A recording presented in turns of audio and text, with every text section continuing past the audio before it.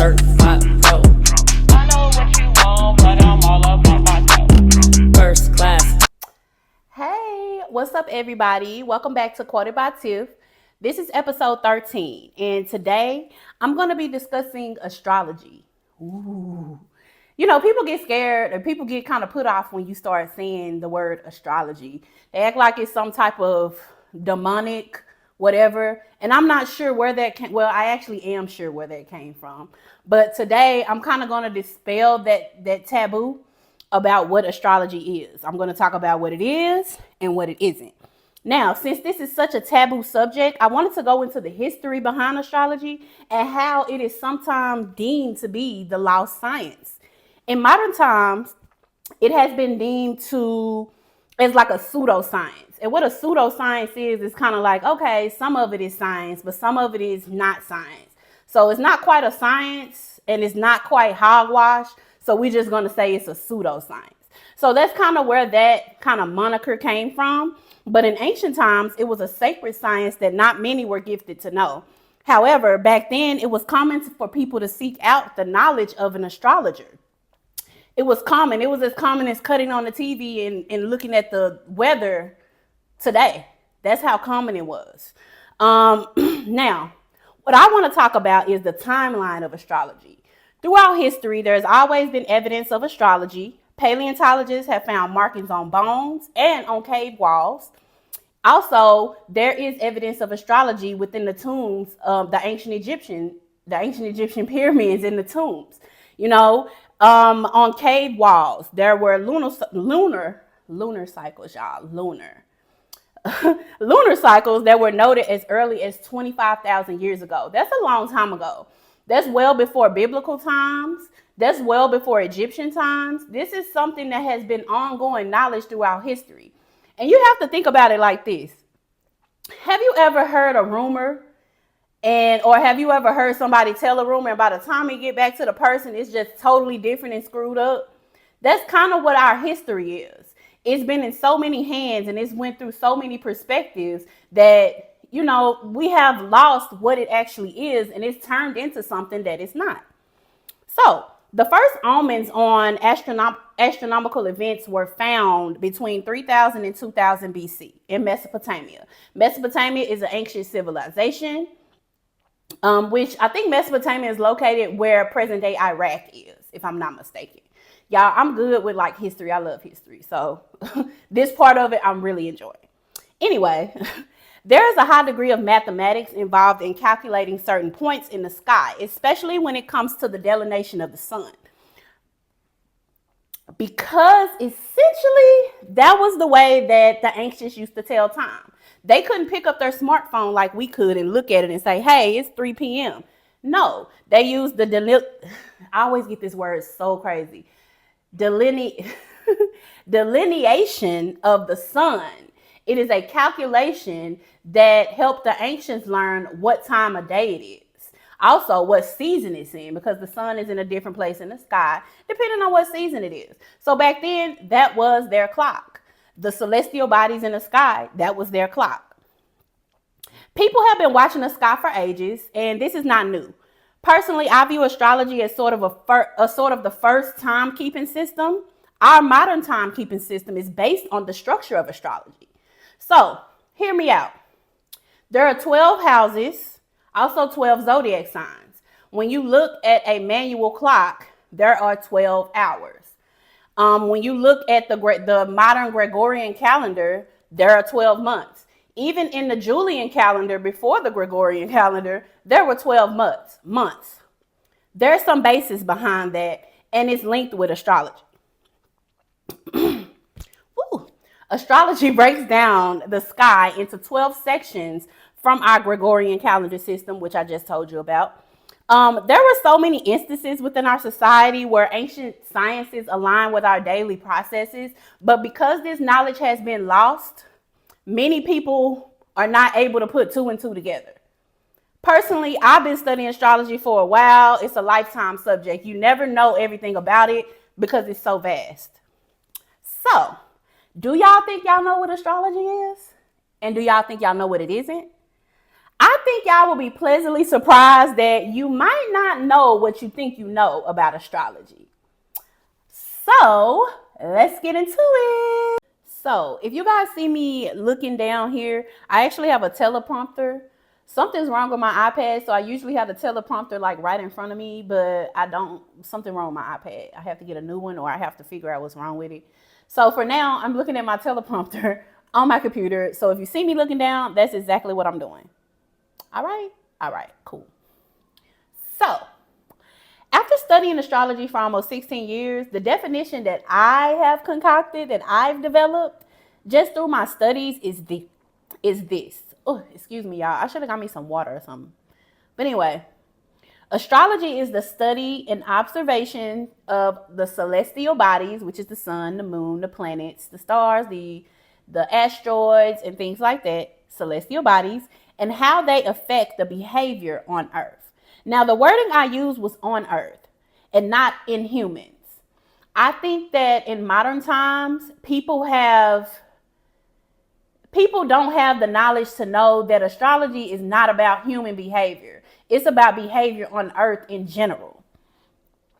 Astrology is not something that applies to only humans. It applies to any event that happens on Earth. So let's say there was an earthquake that took place in Hawaii. There could be an event chart pulled with the exact time and day of that said event, and there will be indications of a natural disaster. The same with horary charts. You can ask me a question.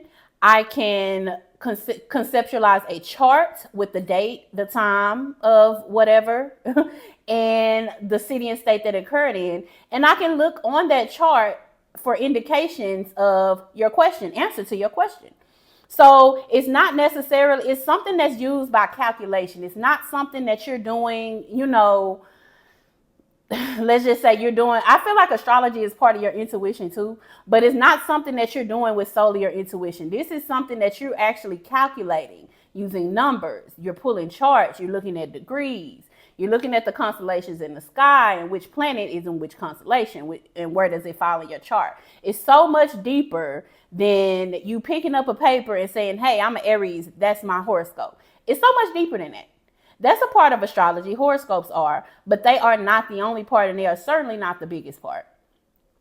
Okay, so I'm going to be teaching horary chart reading later on in my astrology series, but I want you guys to know that astrology is not, and I repeat, it is not, listen to me, y'all, it is not a religion. Because I see that kind of floating around social media, and that's what people are associating with demonic. Astrology is absolutely not a religion.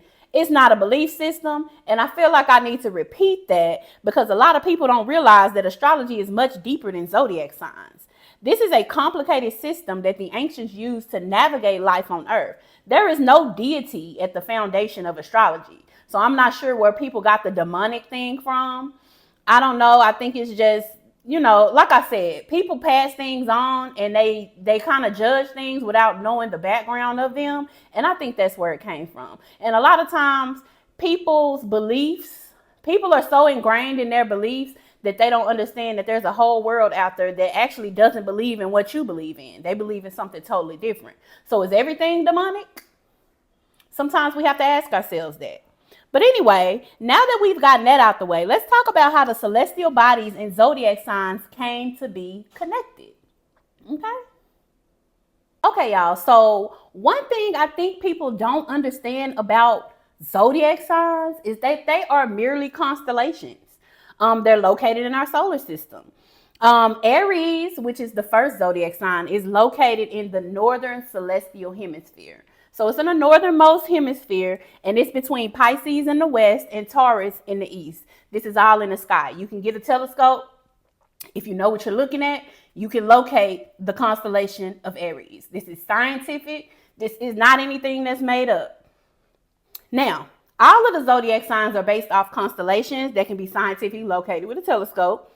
So when someone says that they are an Aries or a Capricorn, this means that the sun, our sun that comes up every day, was transiting, which basically means moving, through that particular constellation.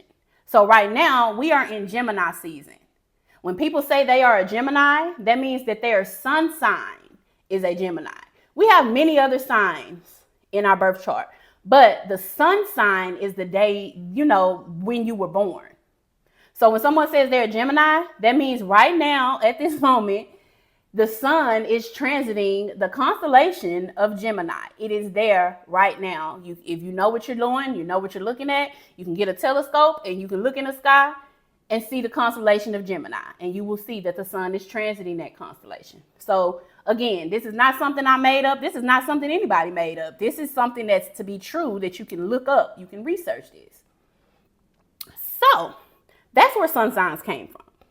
I've also noticed that people are unaware of the scientific origins of astrology, and it gets misconstrued as a belief system when it's really a tool to gain a better understanding of life and the world around us. And I really think that sometimes, again, I think I said this earlier, we get so caught up in the propaganda of what people want us to think astrology is that we don't even realize that if we have not done any type of research for ourselves, how can we assume what anything is? You don't know, right? Something to think about. Essentially, when we see a typical horoscope, we are viewing a snippet of what energies are to be expected based on the positions of the planets and their movements through the galaxy. Like I said earlier, when the sun is in a certain constellation, it's Gemini season. When the moon, we could talk about the moon too. When the moon moves through a certain constellation, we're talking about the moon is in a certain sign. The moon stays in a certain constellation for about 2 to 2.5 days, and it moves on to the next one, which is why the moon sign changes about every 2 days. I would say about 3 times a week, the moon sign changes. There's a 30-day cycle to the moon. 28 day, let's say 28. There's like a 28 to 30 day cycle of the moon. And that's how long it takes to move through each one of those constellations, Aries through Pisces. Now, we learned this in school about planets and how they all have a rotation cycle, including the sun. So now that we have touched on the physical aspects of astrology, let's hone in on the historical aspect of how it evolved over the years, over the centuries, over the millennia, because this is an old sacred science.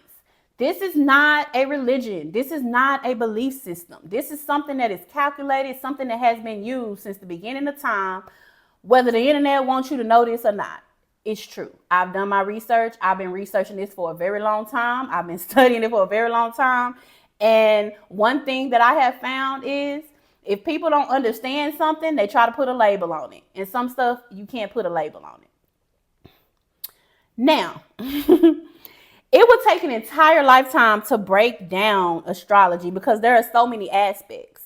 This video is the first part of an entire series that I'm planning on filming. I'm developing it right now.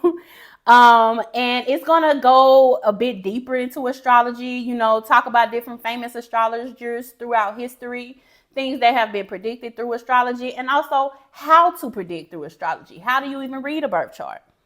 So I hope that my knowledge brought a deeper understanding for you. And I haven't even scratched the surface yet, y'all. It is so much that I want to talk about, so much that I know, and I can't wait to share it with you guys. And I'm looking forward to sharing it with you guys. So thanks for watching. Bye.